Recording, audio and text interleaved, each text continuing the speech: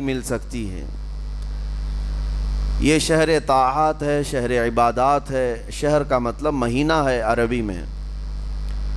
اور دیکھیں کتنی سہولیات تمہارے لیے رکھی گئی ہیں کہ شیطان کے وسوسوں سے محفوظ رکھا گیا، کہ تمہیں مہینہ بھر شیطان اور اس کی ذریت سے، اس کے حملوں سے بچا کر رب تبارک و تعالیٰ نے اس مہینے میں رکھا ہے۔ تو اب میرے عزیزو، تھوڑی سی محنت کی ضرورت ہوتی ہے تاکہ ہمارا دل پاک ہو جائے۔ تھوڑی سی اور محنت اس میں کر لی جائے تو انسان کا باطن پاک ہو جائے۔ تقویٰ کیا چیز ہے اور اس کا حاصل کرنا کیوں ضروری ہے، میں آپ کو بتاؤں۔ تقویٰ کا مطلب سب سے اہم چیز یہ ہے اللہ کا خوف۔ یہ بنیادی چیز ہے، یہ بنیادی چیز ہے۔ اور یہ اگر بنیاد ہے تو ہر عمل میں آپ کے تقویٰ حاصل ہو جائے گا۔ نماز کیوں پڑھتے ہو؟ نماز ایک ڈیوٹی سمجھ کر کے پڑھتا ہے تو کوئی مسئلہ ہی نہیں اس کا، یعنی وہ ڈیوٹی ادا کر رہا ہے۔ لیکن نماز میں اگر خوف خدا ہے، اللہ کے ڈر سے پڑھتا ہے، یہی تقویٰ ہے۔ روزہ کیوں رکھ رہا ہے؟ سب محلے میں رکھ رہے تھے، ہم نے بھی رکھ لیا۔ روزہ اس لیے رکھ رہا ہوں کہ لوگ برا نہ سمجھیں، یا اسلام کا ایک حصہ ہے۔ اتنی ہی نیت تھی تو پھر اس نے روزے سے کچھ حاصل نہیں کیا، لیکن اسی روزے کو اللہ کے خوف سے رکھا، یہی تقویٰ ہے۔ تو خوف خدا، اللہ کا خوف آ جانا ہر عمل میں، یہی تقویٰ ہے۔ اور اگر یہ چیز نہیں ہے تو انسان بہت بڑے بڑے گناہ بھی کر جاتا ہے، اسے ڈر نہیں لگتا۔ روزہ چھوڑ دیا، اسے کوئی خوف ہی نہیں ہے، بلکہ دھڑلے سے لوگوں کے سامنے کہتا بھی پھر رہا ہو کہ مجھے یہ سب چیزوں میں وشواس نہیں، یقین نہیں ہے۔ یہ باتیں اس زبان سے آتی ہیں جس کے ہاں اللہ کا خوف ہے ہی نہیں، اللہ کا ڈر نہیں۔ اسی لیے قرآن میں اللہ نے فرمایا لعلکم تتقون، تم پر روزے اللہ نے فرض کیے ہیں تاکہ تمہیں تقویٰ مل جائے، اللہ کا خوف۔ اور یہ کتنی اہم چیز ہے میں آپ کو بتاؤں، خوف خدا۔ خوف خدا کا مطلب کہ اللہ کا ڈر، اللہ کا خوف، یہ تمہاری پوری باڈی کو صحیح کرتا ہے، اندر سے بھی باہر سے بھی۔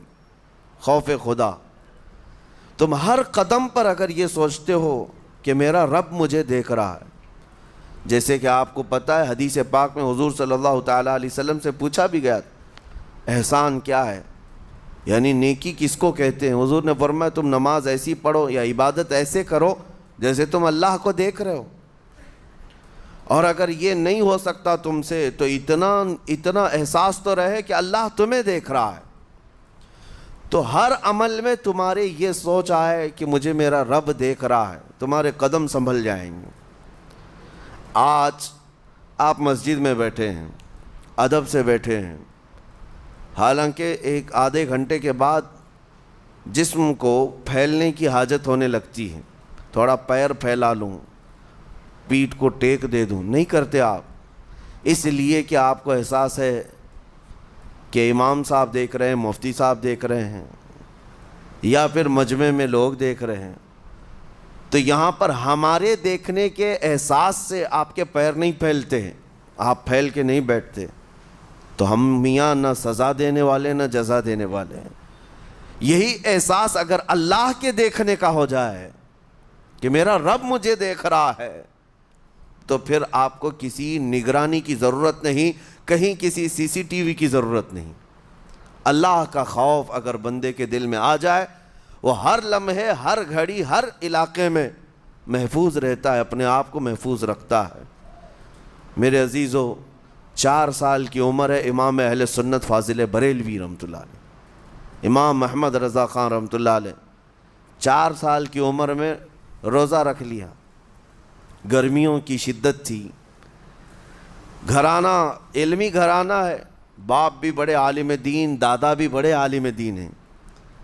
4 سال کی عمر میں روزہ تو رکھ لیا، اور جب تھوڑی دوپہر ڈھل گئی، اچھوں کی حالت دھوپ کے دنوں میں خراب ہونے لگتی ہے، تو شام ہونے کو قریب تھی کہ ایک کمرے کے اندر دادا محترم نے پوتے کو بند کر دیا اور کچھ پھل فروٹ ساری چیزیں اندر رکھ کر کے دروازہ باہر سے بند کر لیا.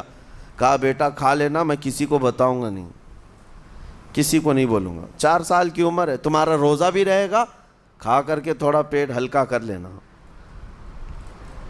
تو یہ دروازہ بند کر کے دادا محترم چلے گئے. کافی دیر کے بعد دروازہ کھلا تو وہ پھل فروٹ ویسے کے ویسے ہیں، بچہ ویسے ہی بیٹھا ہوا ہے. امام احمد رضا رحمۃ اللہ تعالیٰ علیہ، 4 سال کی عمر کی بات کر رہا ہوں. دادا نے آ کر پوچھا بیٹا کھائے نہیں؟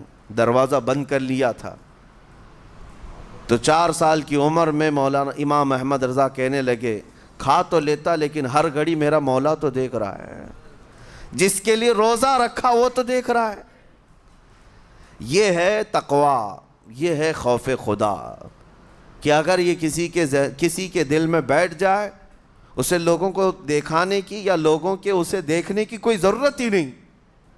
میرے عزیزو، تقویٰ حاصل کرنے کا یہ اتنا بہترین راستہ ہے، اتنا بہترین راستہ ہے. آپ روزہ ہیں، کس کو پتہ ہے؟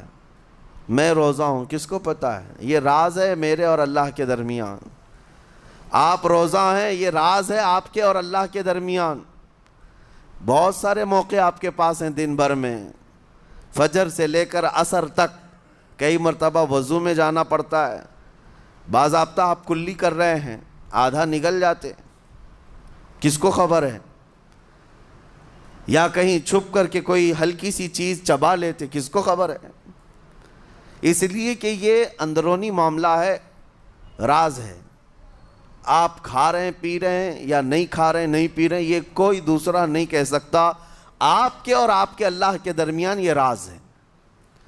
اور آپ بچے ہوئے ہیں، حلق سوکھا ہے شام کے وقت میں، اور پیٹ بھی پیٹ سے لگنے آ جاتی ہے. کام کرنے والے جانتے ہیں کہ شام ہوتے ہی روزے کا اثر کس قدر ظاہر ہوتا ہے. کام کرنے والوں کو زیادہ اثر پڑتا ہے، اے سی میں سونے والوں کو روزہ کہاں پتہ چلتا ہے. لیکن اس وقت بھی وہ نہ پانی کا ایک قطرہ حلق میں ڈالنا چاہتا ہے، نہ کوئی چیز چھپ کر کے چبانا چاہتا ہے. مجھے بتاؤ میرے عزیزو، کیوں اپنے آپ پر یہ تکلیف اور اپنے آپ پر یہ زیادتی کر رہے ہو؟ آپ کو اندازہ ہوتا ہے یہ میں زیادتی نہیں کر رہا، نہ ہی اپنے آپ کو تکلیف میں ڈال رہا ہوں، یہ میرے رب کی رضا ہے، میں اسی پر قائم ہوں. اسی لیے فرمایا گیا کہ جب افطاری کا دسترخوان بچھتا ہے اور پہلے ہی آ کر کے لوگ بیٹھتے ہیں، اور یہ سنت بھی ہے، ایسے نہیں کہ بھاگتے بھاگتے آپ آئے، وقت ہوا کھجور لیے اور کھا گئے. افطاری کے وقت سے تھوڑی دیر پہلے بیٹھ جاؤ. تمہارے دسترخوان پر نعمتیں رکھی ہوئی ہیں، پھل بھی ہیں، میوہ جات بھی ہیں، کچھ کھانے پینے کی چیزیں بھی ہیں، ٹھنڈا شربت بھی ہے. دیکھتے ہوئے بیٹھے ہیں آپ، لیکن ہاتھ نہیں لگاتے ہیں. انتظار ہے وقت کا کہ ادھر سورج کے غروب ہونا ہے اور میری افطار ہونی ہے. اعلان سنتے ہیں، اذان سنتے ہیں، اس کے بعد آپ اٹھاتے ہیں، لیکن اتنی دیر تک آپ خاموش بیٹھے ہیں دسترخوان کے پاس، سارے لوگ دیکھتے رہتے. یہ وہ منظر ہے جس کو فرمایا گیا رب ذوالجلال بھی اپنے بندوں کو دیکھ رہا ہے. رب تبارک و تعالیٰ بھی دیکھ رہا ہے اپنے بندوں کو، اور سارے فرشتوں کو بلا کر میرا مولا اعلان فرماتا ہے یہ میرے بندے ہیں، دیکھو یہ شام کا وقت ہے، ان کے حلق سوکھ چکے ہیں، ان کے پیٹ میں بھوک کی شدت ہے اور ان کے سامنے اچھی نعمتیں پڑی ہوئی ہیں. اے فرشتوں دیکھو میرے ان بندوں میں سے کوئی بھی ان نعمتوں کو ہاتھ نہیں لگاتا، یہ صرف اور صرف میرے لیے بھوکے اور پیاسے ہیں. اور فرشتوں سے اللہ فرماتا ہے تم گواہ ہو جاؤ، ان کی حلق تر ہونے سے پہلے ان کے لیے میں نے جنت لکھ دیا. اسی لیے حدیث پاک میں ہے جب افطار کرتے میرے آقا صلی اللہ علیہ وسلم یوں ارشاد فرماتے ذهب الظمأ وابتلت العروق وثبت الاجر انشاءاللہ. پیاس بجھ گئی، رگیں ٹھنڈی ہو گئی، اور اجر اللہ کے ہاں پکا ہو گیا. یہ حضور پاک ہر افطار میں عرض کرتے تھے. میں آپ کو یہ عرض کر رہا ہوں کہ یہ چھپی ہوئی چیز، اسی کا نام تقویٰ ہے. آپ صرف اور صرف بچے ہیں اللہ کے خوف سے. اب سنو حدیث پاک، قیامت کے دن حساب و کتاب ہوگا اور جنت میں جانے کا پروانہ کچھ لوگوں کو مل جائے گا اور سب جنت کی طرف جا رہے ہوں گے. اس میں بہت سارے لوگ ہیں جو پل صراط پر چل کر کے جنت پہنچیں گے. اب جب کافی لوگ جنت کے دروازے پر پہنچیں گے، ایک جماعت ایسی ہوگی جو پورے راستے میں کہیں نظر نہیں آئی، جنت جانے کے راستے میں کہیں نظر نہیں آئی، لیکن جنت کے دروازے پر وہ پہلے سے موجود تھے. چلے تھے نہیں چلے تھے کسی نے دیکھا ہی نہیں. دوسرے جنتی ان سے پوچھتے ہیں اس جماعت سے کہ تم یہاں کیسے پہنچے اور یہ انعام کس بات کا ہے تمہارے لیے؟ تو وہ جنتی کہتے ہیں ہمیں روزے داروں کی جماعت میں رکھا گیا، ہمارے روزے اللہ کو پسند آئے، اور آج رب تبارک و تعالیٰ کا حکم ہوا کہ ساری دنیا سے چھپ کر تم میرے لیے روزہ رکھتے تھے، دنیا کو پتہ نہیں تھا تم بھوکے ہو پیاسے ہو، اور اے بندو آج سارے لوگوں کی نظروں سے چھپا کر میں تمہیں جنت پہنچاؤں گا. وہ ایک جماعت ایسی ہے جو راستے بھر چلتی ہوئی نظر تو نہیں آئی لیکن جنت میں پہنچ گئی، وہ روزے داروں کی ہے. آج یہ تقوی حاصل کرنے کا سب سے بہترین راستہ، اور تقوی کیوں ضروری ہے؟ اب آپ کے روزے سے کچھ حاصل ہوا نہیں ہوا آپ کو دیکھا